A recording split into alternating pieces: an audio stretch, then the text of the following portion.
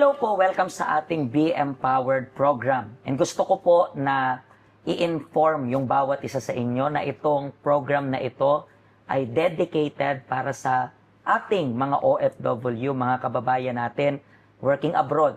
Not only here sa Hong Kong, pero kayo na nag-work sa Singapore, kayo na nag-work dyan sa Saudi, Dubai, everywhere na merong OFW, para sa inyo po yung program na ito. At today, meron tayong special guest. Ano pong pangalan ninyo? Kayshel Simbaco po, Pastor.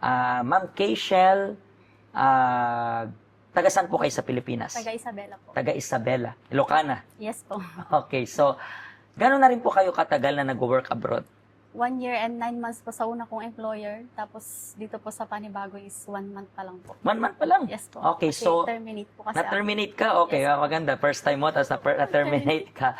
Sa magandang story yan. Pero ano po talaga yung pinaka-reason mo kung bakit ka nag-abroad?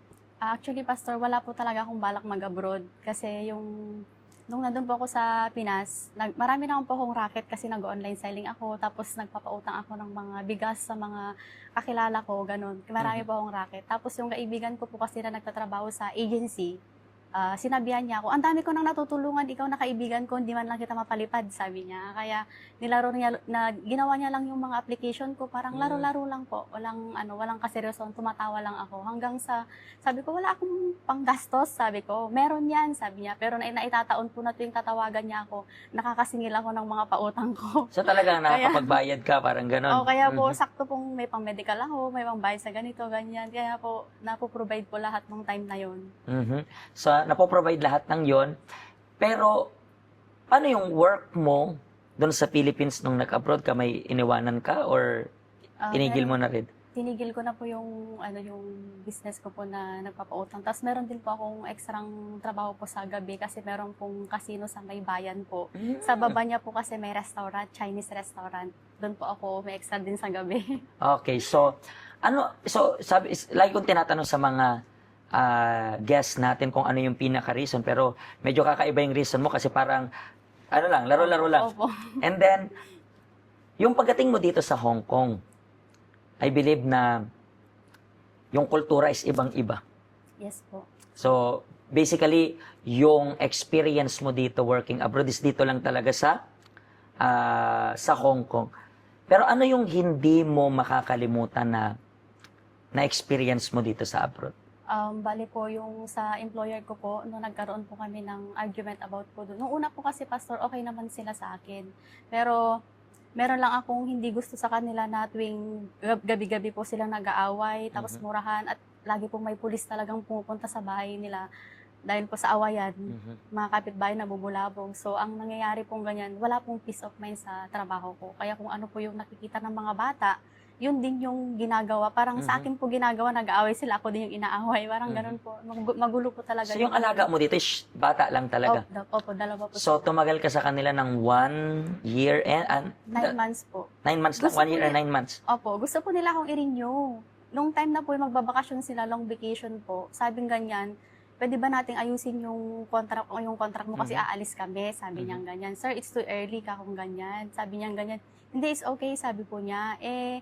Undecided po kasi yung sagot ko. Kasi nga po, ayaw ko na po talagang mag-renew at wala po talaga akong peace of mind sa bahay nila. So, ayaw mo na rin talaga mag-renew sa Opo. kanila. Pero ang plano mo is matapos yung contract and then maghanap ng iba. Ng iba. Opo. Pero di ba sabi mo, nung umpisa laro-laro lang, parang ganon. Opo. Pero what made you think na, okay, let's do another one. Let's get another employer. Kasi kung laro-laro lang, parang kasi halimbawa, merong mga pumupunta sa help center natin. I think just last time, nakausap ko, tapos na yung first contract ko. It is just for me to gain experience kasi ayoko naman talaga. Yun yung sabi. Kasi sa case mo, ayaw mo naman talaga, di ba? Pero what made you think na, okay, let me get another employer? Kasi na-terminate ka, di ba? Opo. So, what made you think, okay, let me find a new employer? Pastor, wala po talaga kaming bahay ng mga anak ko. Single mom po kasi ako. Nag-uupa lang po kami. Tapos, naisip ko pong ganyan. Gusto ko rin pong makapundar ng lupa at makapagpatay kahit simpleng bahay lang. Kasi walang wala po talaga kaming tirahan. Eh, yun po yung reason na sabi ko, kawawa naman yung mga anak ko, lumalaki na sila. Ilan po yung anak ninyo? 2 po. 2. Sino po nag-aalaga sa kanila? Bali, iniwan ko po dun sa mother-in-law ko. Sa mother-in-law. Tapos yung mga anak mo, puro babae o puro lalaki? Babae po tsaka lalaki. Nice. So, yung panganay mo is ilang taon na? Magpi-15 po. Magki-15. Tapos mag-10 po this October. So, medyo malaki na. And then, how does it feel na medyo malayo sa anak na lumalaki sila? Nung una po, sobrang, siyempre ang laki po na-adjust at ako po ang nagpalaki talaga. Malaki na po sila. Pero inisip ko po talaga yung kailangan din nila habang lumalaki. Lumalaki din yung gastos sa Pinas. Kaya talaga sabi ko magre-renew pa. Ay maghahanap pa rin ako ng iba, na ibang employer. And dito sa help center, gaano ka nakatagal? Magto 2 years pa lang po sa November po. So, magkito years. So, basically, pagdating mo dito sa Hong Kong, in few months lang, saka ka na dumating Yes dito. po. Okay. Paano ka nakapunta dito sa help center? Yung kakilala ko po, in-invite niya po ako sa Pinas. Tapos doon po, Pero yung in-invite ka niya sa Pinas, hindi ka agad-agad pumunta dito. hindi po. Kasi gusto ko po magwalwal lang po. So, Gusto parang ko mamasyal-masyal lang masyal. po. Kala mo naman, may papasyalan dito ang lilit ng Hong Kong. But anyway, natapos mo naman pasyalan lahat o hindi? Hindi po. Kasi nakikita niya po yung my day ko na andito ka na pala. Bakit hindi Hindi ka pa pumupunta. sabi. And then, nung pumunta ka, bakit? Ano yun? Dahil ba kinumbinsi ka lang niya? Or parang, pagbigyan ko na nga to kasi nangungulit? Or ganun talaga? Pagbigyan ka na lang po to kasi nangungulit. Pero what made you think naman na, okay, parang let me continue. Kasi I believe, parang unang attend mo, nagtuloy-tuloy ka o hindi naman? Hindi po. Kasi po may ina-attenda na po akong ibang church dito na kinonect po ako ng pastor namin sa Pinas. Dito, nag-usap po sila na mayroon akong member na pupunta dyan. Okay. So, yun po. Okay, so hindi ka nagtuloy-tuloy. Pero, kailan ka once again bumalik? November ako nag-start, tapos December po. Bali, So, parang in few weeks lang bumalik ka Opo. ulit. Kasi po, nakikita ko po kasi na, sabi ko yung mga member na kasama ko po, sabi ko parang laking pagkakaiba. Kaya po, yung time na hindi rin po ako makafocus doon. Tapos dito po, meron din pong something na naano ko na, sabi ko, meron hinahanap talaga po. Tapos bumalik po ako. Within this few 2 years na ito, ano yung natutunan mo dito sa help center na, alam ko marami ka natutunan, pero ano yung natutunan mo na really tumatak sa isip mo? Yung sa akin po, Pastor, dahil waldas nga po ako, natuto po akong i-manage yung finances ko. Tapos, kasi po, Pastor, pagka may hawak din akong pera, kumbaga, nanlilimos ako ng pagmamahal sa mga tao. Ay, kasi lumaki po ako na broken family. Nag-iisa lang po akong anak sa asawa ng mama kong una, and then, di po sila kasal. Tapos, nag-asawa yung mama ko ulit. 12 po ang kapatid ko sa ibang... So, kanino ka lumaki? Sa iba-ibang po kapitbahay, mga tita-tita, gano'n po. Kaya parang iba po yung environment ko. Parang naghahanap ka ng may makaka-appreciate Opo, sa'yo. opo. Na, Kaya, I talk to a lot of people na ganyan rin yung sitwasyon. Parang, hindi naman sa mababa yung value nila, pero sila na rin yung nagde-determine na mababa yung value nila kasi hindi nila makita yung halaga nila. opo. So, lahat ng yon na-realize mo yung pag-attend mo dito sa health na-realize ko center. po lahat dito. And interestingly, kasi as a single mom, alam nyo na hindi rin madali dito.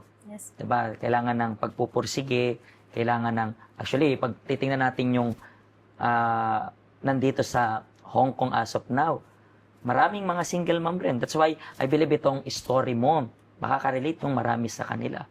Yun po yung reason kaya kayong nanonood sa amin right now.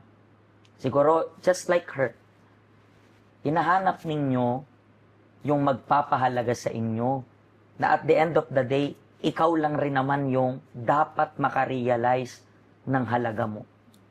I keep on telling yung mga tao na hindi tayo pera, pero pwede nating i-consider na sabi natin, comparison na pera. Yung pera, gustutin mo man, tapakan mo man, sabi natin, kahit anong gawin mo sa pera, hindi nagbabago yung value nun. Hindi ibig sabihin, tinapakan yung pera, yung $20, $20, nagiging $10 na lang, no? It will remain yung value. Pero syempre, depende na rin so kung paano mo tingnan yung sarili mo. In the same way na nakita niya yung halaga niya, yung worth niya, kaya mo rin, kaya mong ipaglaban. Hindi ibig sabihin na nagkamali ka, na isa ka ng pagkakamali. Nagkamali ka, pero kaya mong bumangon muli at kaya mong bumangon ng mas matibay na. So, bisitahin niyo po yung help center namin to learn more about itong self na pagbavalue mo sa sarili mo. Kasi importante yan. It's not about religion, alam niya yan. It's all about yung sarili mo. So, just visit us.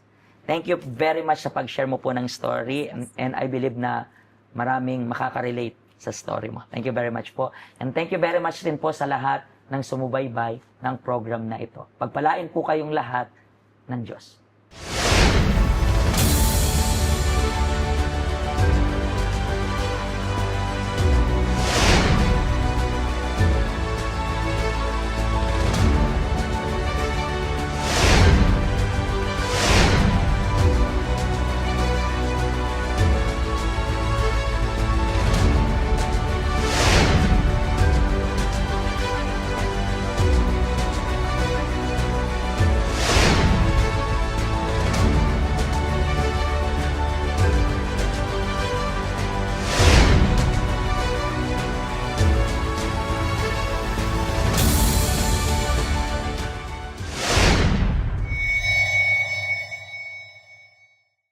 Hello, ako po si Pastor Joshua dito po sa UCKJ Health Center dito po sa Hong Kong. At yung mga napanood nyo pong testimony ay mga testimony ng mga OFW dito sa Hong Kong. Pero I believe makaka-relate rin naman kahit nasaan po kayong bansa. Basta OFW. Ang health center po natin ay walang pinipiling religion. Base na rin po sa name, Health Center. Kung kailangan nyo po ng karagdagang information, nandito lang po sa baba lahat ng information na kailangan ninyo. Kontakin nyo lang po kami at magiging masaya po kami na matulungan ka, ma-assist ka, nasaan man po kayong bansa. Pagpalain po kayo ng Diyos.